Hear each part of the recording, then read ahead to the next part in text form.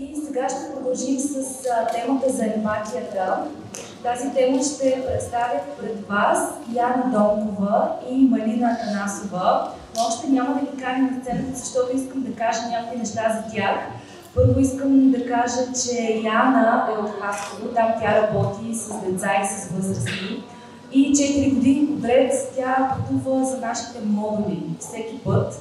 Идва и едва се влачи, обаче накрая на деня заплачва към Хасково едни много ценни преживявания, които я разгърнаха като един много магичен, интуитивен и прекрасен терапевт. И така, какво съм си написала? Да, тя умее да слуша със сърцето и да действа през вдъхновение. И нейното присъствие лично за мен е като една саморазкриваща се магия. И тя ще излезе на сцената заедно с Малина Атанасова.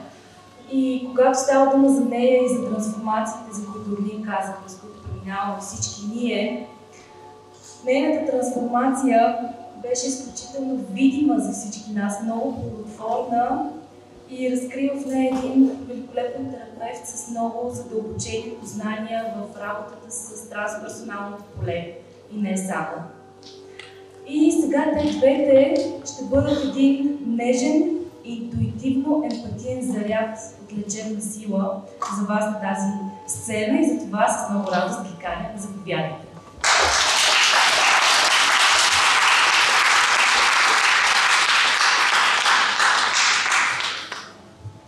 Чуваме ли се? Здравейте! Много се радвам да видя толкова много хора тук.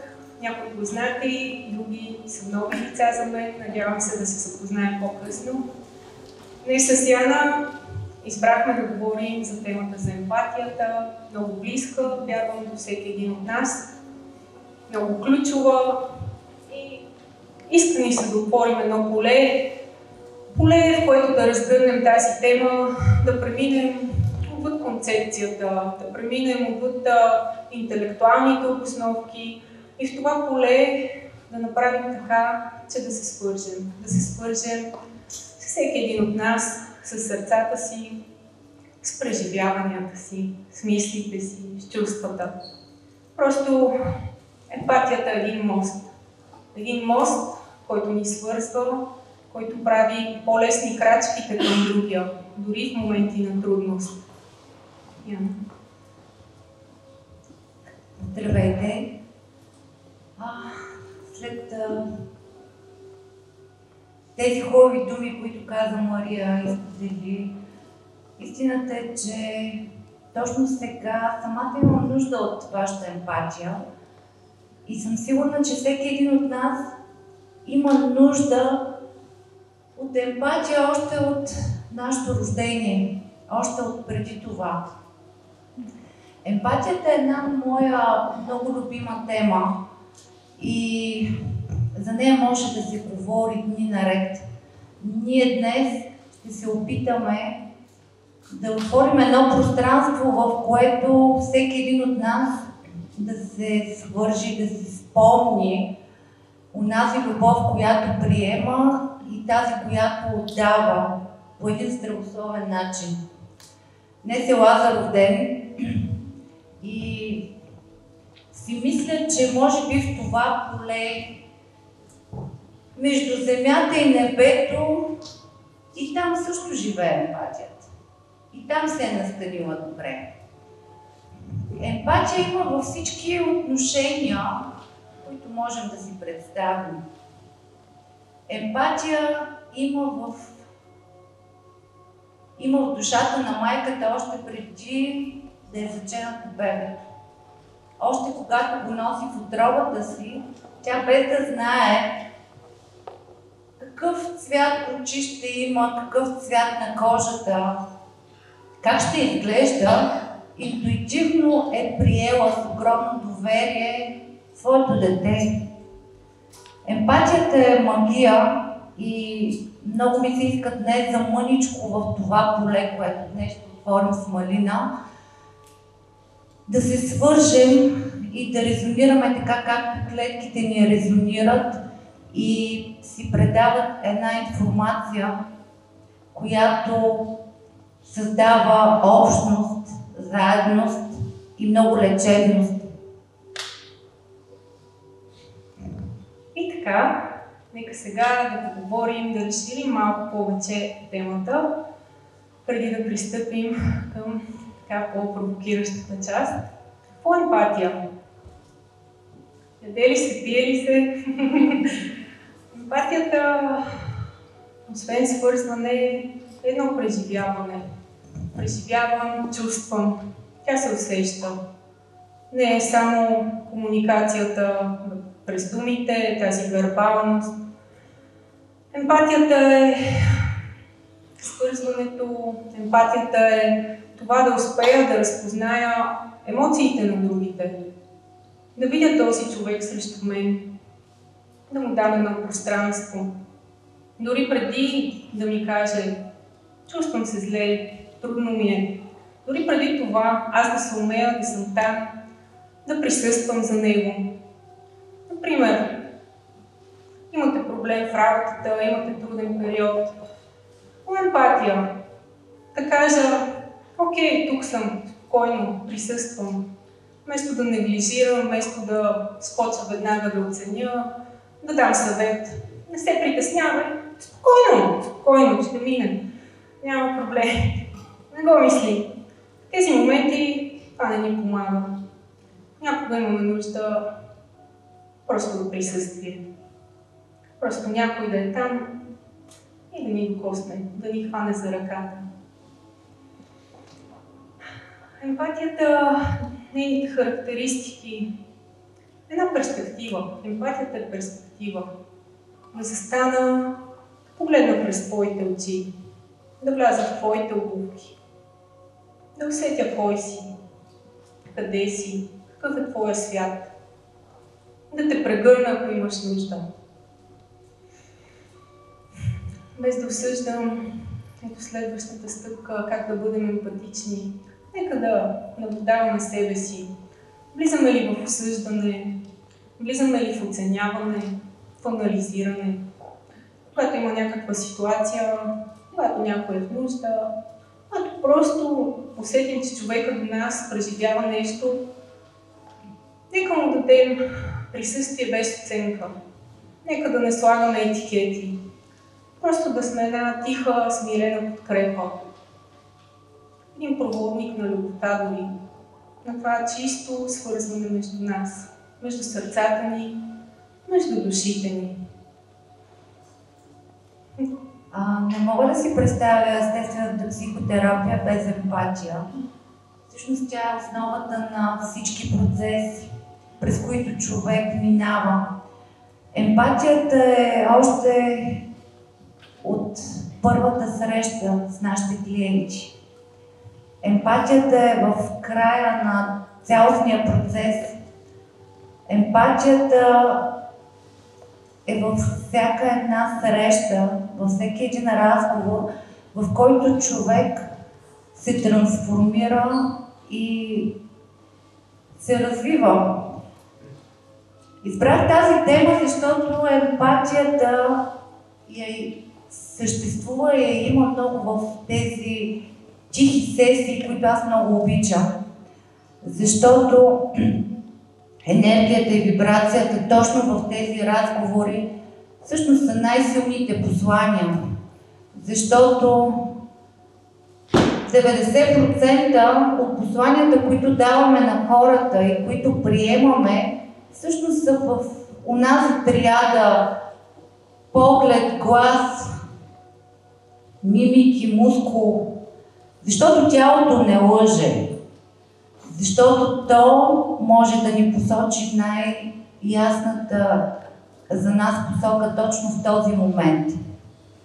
И емпатията там съществува в големи количества. И много качествено. Емпатията е и здравата граница.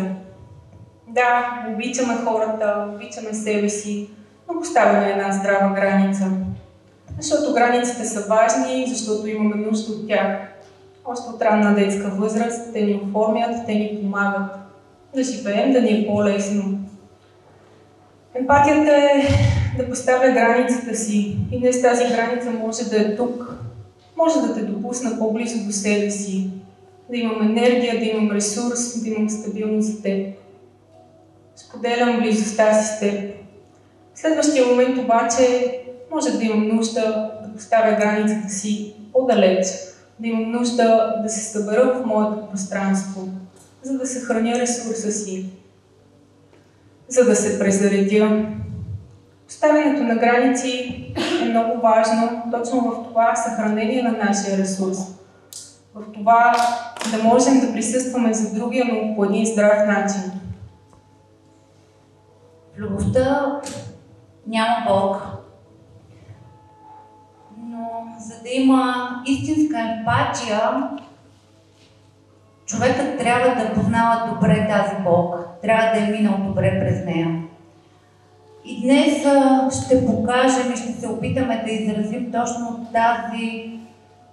тази човечност в отношенията, която всъщност ние всички имаме огромна нужда точно в глобализацията, в която живеем.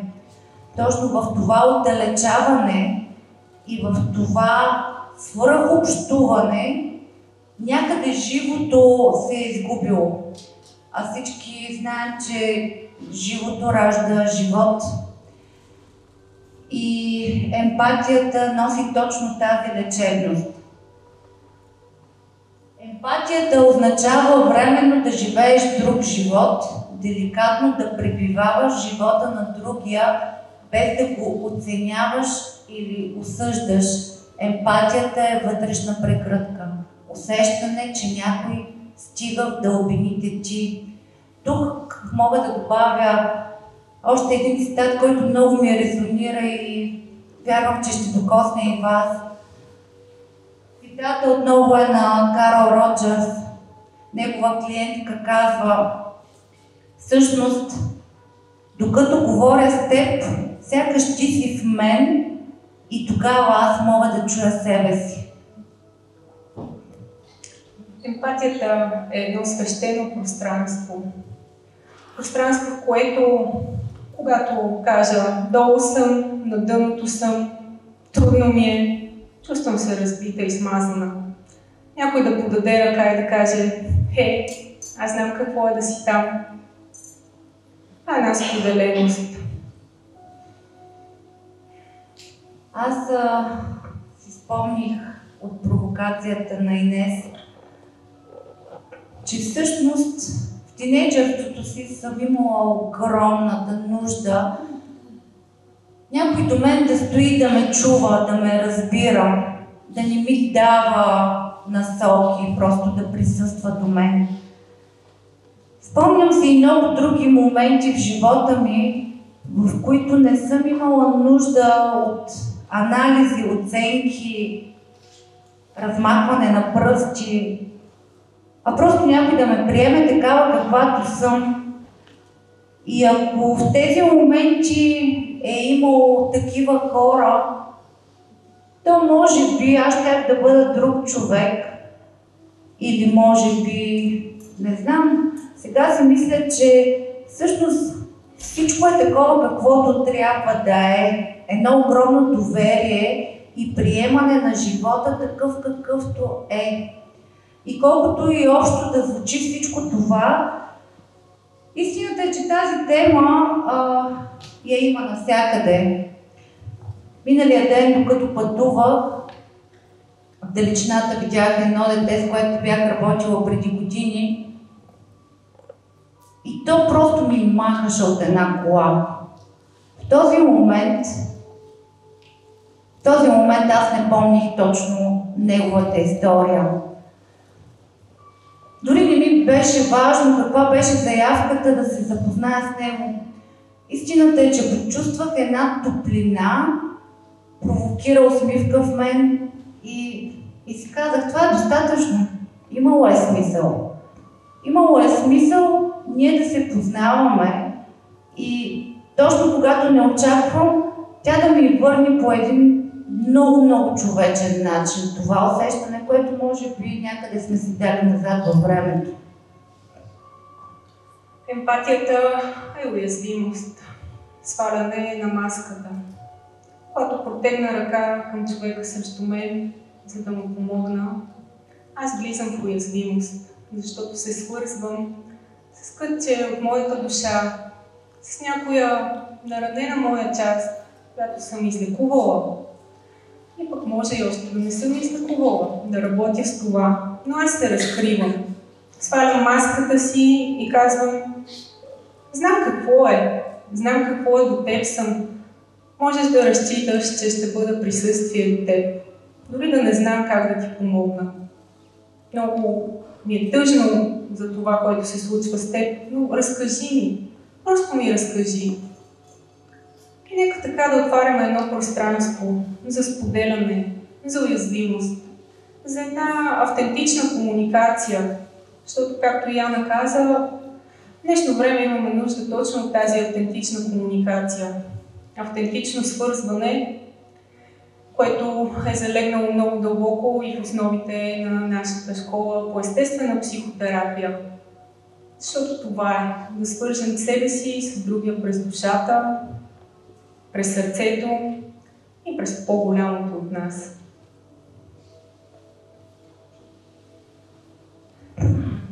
Пълна и здрава емпатия. Тема, която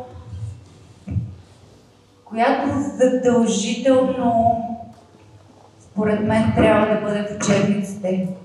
За това как всъщност да приемаме и да отдаваме тази лечебна енергия. Доколко можем да бъдем в здравия и вид. И доколко всъщност сме преминали през болната си част. Защото е добре да я познаваме, добре е да сме работили с нея. Добре е да сме минали по пътеката, за да стигнем до този здрав характер, от който вече можем да отдаваме по-смело, с повече доверие. И точно в този момент ще си позволим да изразим телесно усещанията на болната и здравата емпатия.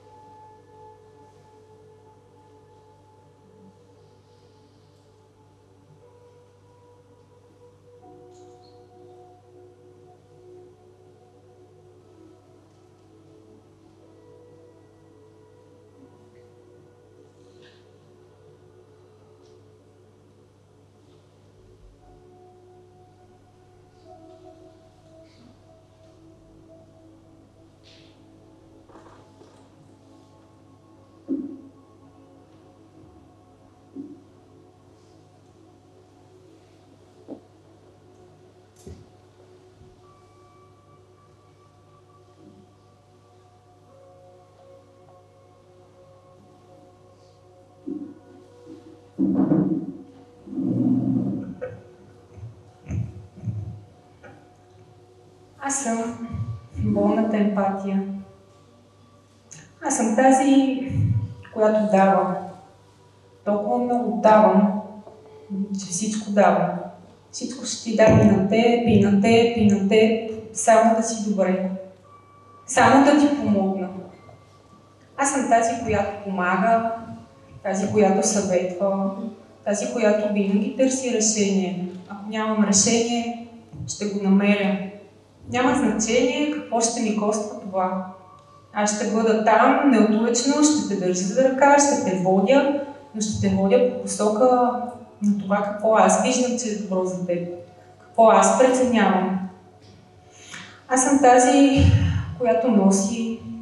Аз мога много да нося всички товари, всички тъги, всички проблеми, всички притеснения. Мога да ги нося.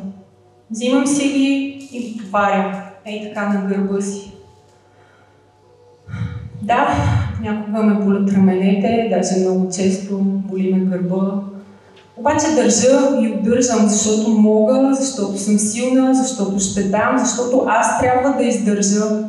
Защото ако аз не го направя, то няма кой да го направи. Аз съм болната емпатия и жертвам. Жертвам времето си, жертвам ресурса си, жертвам свободата си. И моята значимост се измерва точно с това, колко много ще съм пожертвала. За родителите си, за семейството си, за децата си, за приятелите си, за работата си. Ами ако не остана до 10 часа в работата си, кой ще я свърши? Аз съм важна, аз съм отговорна. Понякога контролирам малко повече, ама той иначе няма кой. Аз съм много, много важна. Аз се самозабравям понякога и почти нямам граници. Нямам собствени, не зачитам и чуждите. Много ми е трудно с тях. Това няма значение. Да, ставам болна, ставам вредна. Повече преча, отколкото помагам. Но ми е важно да го правя. Важно ми е да съм там, да помагам, да се раздавам. Обаче цялото това нещо е твърде уморително. И твърде тежко, и боли понякога. Понякога забравям, че е човека, който трябва да спася самата. Да запазя ресурси за себе си. Познавам много добре болката ти. Била съм долу, била съм окаляна, била съм безпомощна, нямала съм сили дори да се моля. Много добре познава сърцето ми това усещане. И е хубаво да си го спомням, защото то е една жизнена енергия, която всъщност ми дава импулса да мога да разбирам, да резонирам и по един здрав начин да съпреживявам чувствата на другите, твоите също. Аз съм здравата емпатия.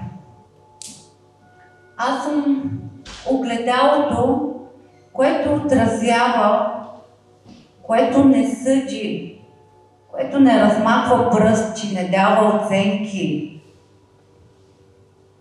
Просто отразява и е близко до теб, не нарушава границата, а всъщност очаква позволение, мога ли да се доближа до теб, мога ли да ти дам сила, да ти дам ресурс, но само с твое позволение. Само ако ти ми дадеш знак, мога да те прегърна, защото едно от най-хубавите упражнения това да свалим тревожността е просто телесно да се доближим и да прегърнем другия. И това е достатъчно. Да хванем ръката на някой, да го чуваме. Здравата емпатия е партньор. Здравия емпат не е долу и не е горе, защото когато е горе, то е над. Ние не сме над другите. Ние сме партньори, ние сме равни и е много важно това да бъде усещано от човека, който е наранен и има нужда от тази подкрепа. Аз съм до теб такава, каквато съм. И това има огромен смисъл.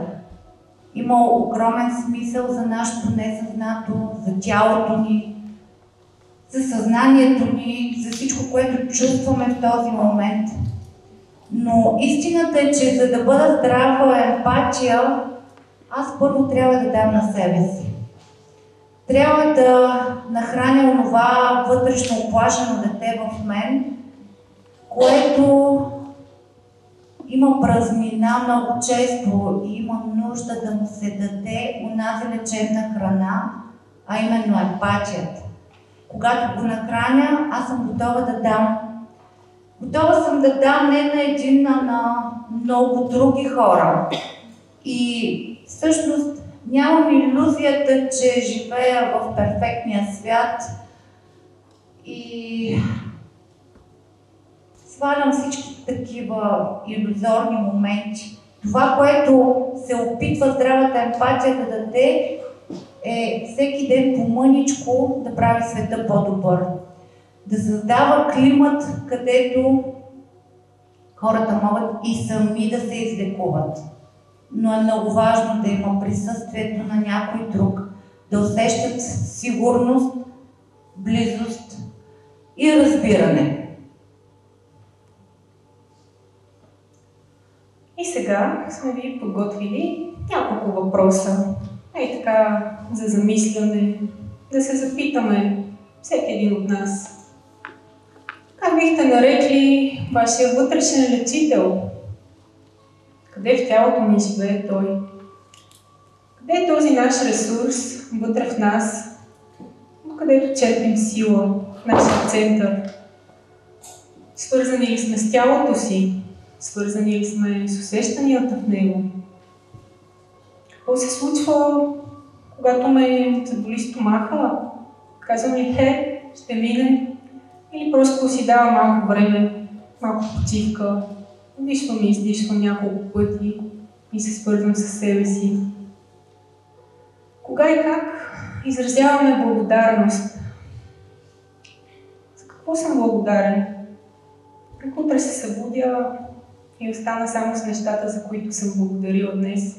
Какво ще ми остане? Това го чух някъде и много силно ми резонира. Дадох ли си днес една минута? И така да се събудя, да благодаря за деня, за живота. Малки неща, но важни. Кога позволихме спокойно грешката на някой друг да бъде изразена, без да я оценим, без да я етикетираме.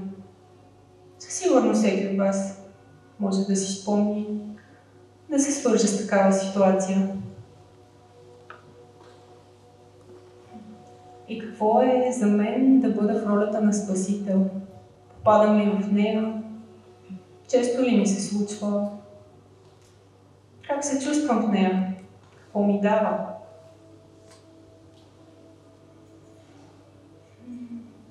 И последният въпрос в този слайд.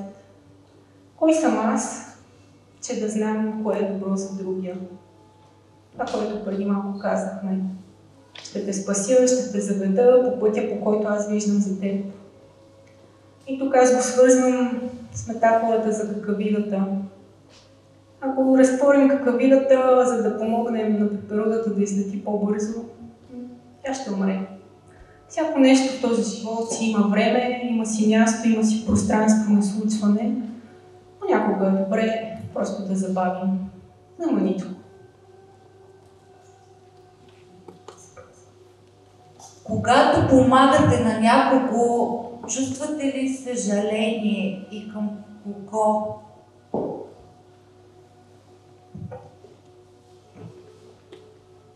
Когато съжаляваме, нямаме емпатия.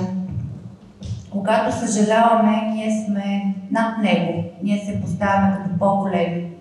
Съжалението не лекува. Само партньорството и да бъдем до него, на неговото ниво, там където е той, защото ние го разбираме, преживели сме го, имаме го опита. Можете ли да си позволите да поискате и да получите? Нека всеки един от вас да си спомни момента, в който му се е наложило да поиска присъствие, подкрепа и към кого е било насочено. Конкретен човек. Трудно ли ни е било да искаме помощ? Трудно ли е да си споделим и да си кажем, слаби сме, не можем, сгрешихме, гласа ми трепери, понякога ми се случват различни неща, които аз не мога да контролирам, защото те са и в тялото. Защото ума можем да го контролираме. Ума го владеем, но тялото е достатъчно мъдро и там не успяваме. Можете ли да си позволите да поискате, както казах, и как се чувствате, когато искаме? Къде можем да открием това чувство и в коя част от тялото си? Децата искат лесно. Децата са първични. Те действат, не мислят. Защото препятствията, ако се фокусираме върху тях, стават големи и огромни, както и в детските глави.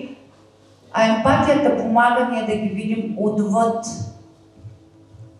да погледнем малко страни. И следващата ни провокация, какво за вас е емпатията? Какъв цвят е тя? Къде според вас се ражда?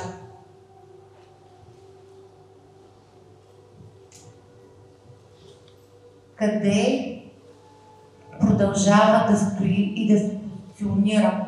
Умът или сърцето ви ръководят точно в момента, в който получаваме и даваме. Задайте си въпросите дали помагате или пречите в определени ситуации, това, което и Малина сподели преди мъничко. Можем ли да приемаме и да уважаваме различния избор на другия, дори да ни харесва и да продължим да бъдем там? Което всъщност е едно от най-важните умения в взаимоотношенията между хората. Това, което казваш, това, което чувам, не е моето. Аз си го представям по различен начин, но аз мога да те приема такъв, какъвто си. И в това има огромна доза красота. Кога и къде се ражда емпатията? Точно това, което споменахме. Емпатията се заражда още във вътреутробното развитие на детето. Още в тази връзка с майката, с нейния емоционален свят. Там няма вербалност, там комуникацията е през сетивата, през свързването, отвъд думите, отвъд интелекта. И така бебето още от утробата се свързва с емоционалните приливи, с емоционалните отливи на майка си и в него се възпитава това умение, развиват се невронните мрежи, които по-късно помагат на тази емпатия да бъде изпитвана, развивана и споделяна. Моето мнение е, че емпатията продължава да се развива и да пораства през целия ни живот. Как както каза ти, тя е още вътреутробно и огледалните неврони помагат много всъщност детето да чувства и едновременно да наблюдава и да си взема от този пример.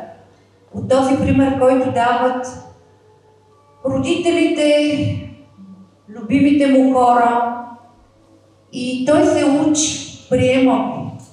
Така се заражда едно вътрешно цвете, което е в нас и което всъщност го използваме като умение през целия си живот, докато сме живи.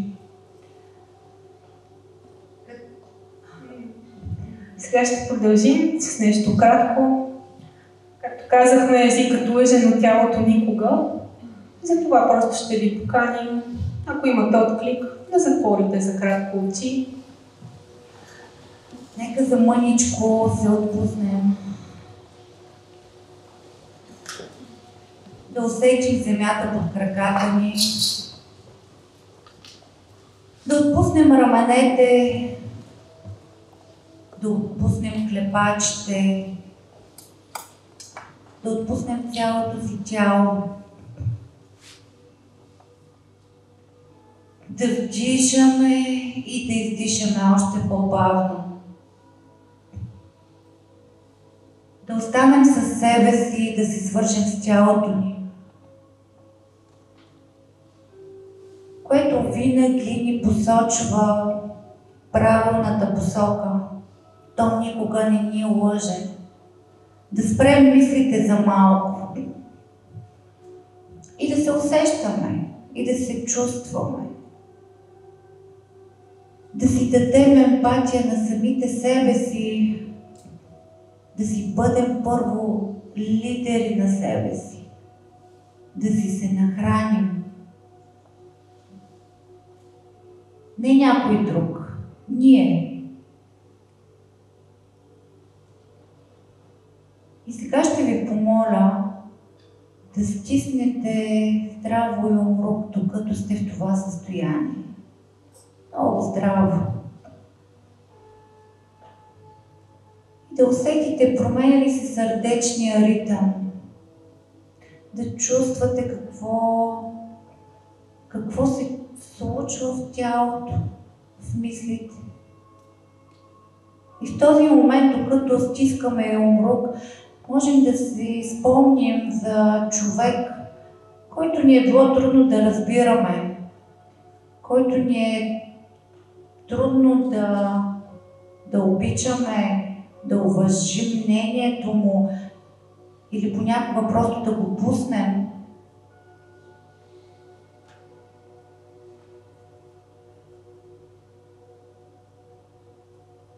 И сега много бавно започваме да отпускаме умрука си. Много, много бавно. Сякаш се свързваме с онова цвете, което е там в областта на сърцето ни и което се събужда след няколко капчици роса и започва да се разтваря изключително бавно и бавно. Свързваме се с спокойствието, със себе си, с това наше поле и анализираме, но по един тих начин, с огромно чувстване върху всичко, върху мисли, върху настроения, върху усещания. Наблюдаваме как се разтваря това цвете, а сърцето ни всъщност започва да бие с нормален ритъм. Да усещаме покоя му. Защото само в покоя се свързваме с истинското удоволствие.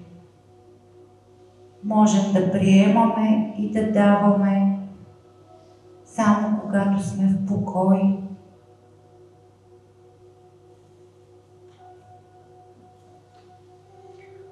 Останете в тази тишина само за няколко мига и оставете този покой, тази хармония този вътрешен мир сякаш да се разлее по цялото ви тяло и да отвори една врата на потенциала вътре във вас, на свързването през автентичността, на споделеността.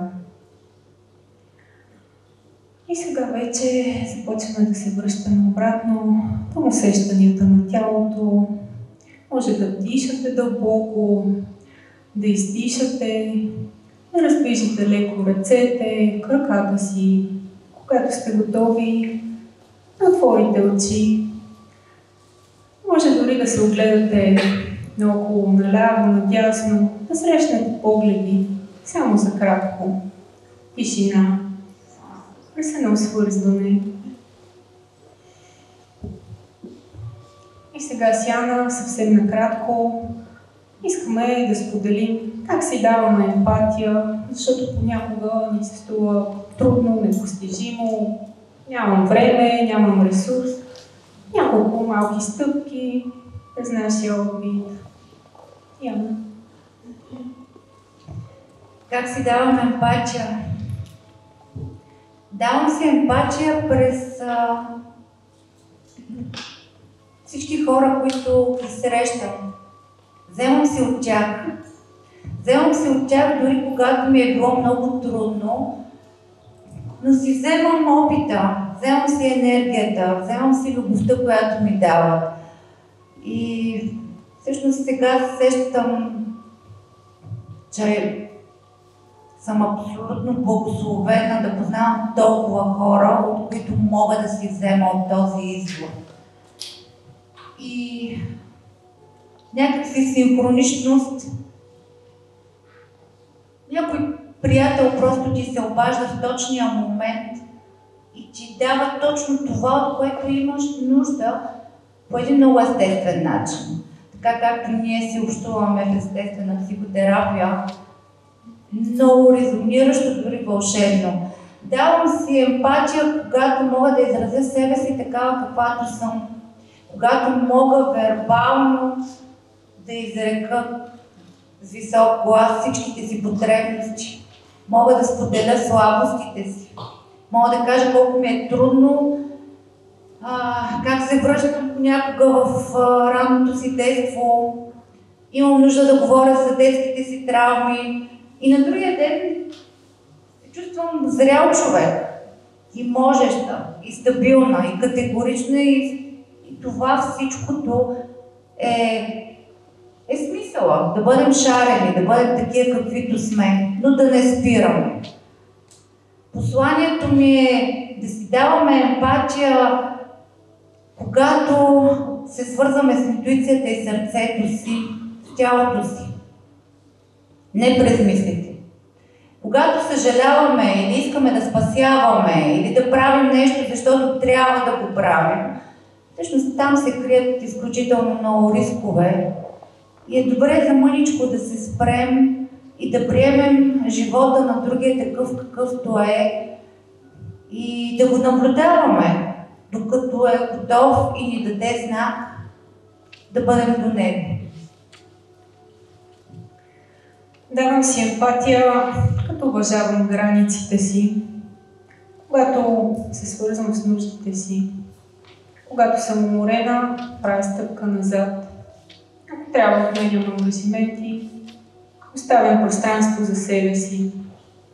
Пространство, в което да се събера.